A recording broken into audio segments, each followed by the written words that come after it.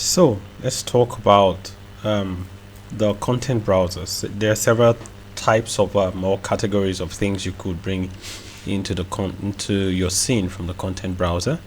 The content browser can split your content into several categories based on what you click, and whatever you click will determine what is seen on the scene, even though you can actually have everything in the scene in view.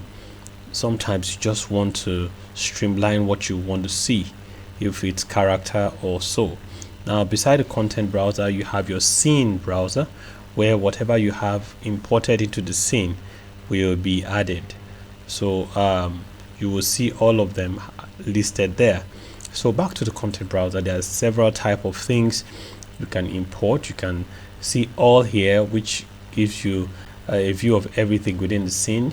You can import several type of things. You can import a full scene, and if you want to import, just either double click or drag into the scene. You can try it out and see what you have. You have other things apart from the scene.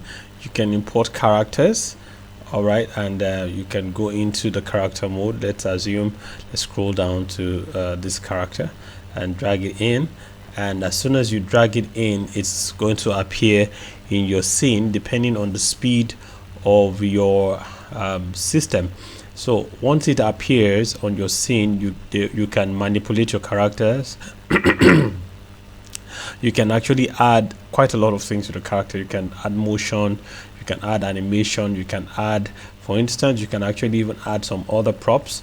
Like, let's come in here and add some accessories like a hat, probably later on. You can come down to animation. Let's add an animation to the character. Let's see, let's add this excited animation chair to the character just by dragging to the character. And as soon as you drag to the character, you could see the character also doing the same thing within the animation.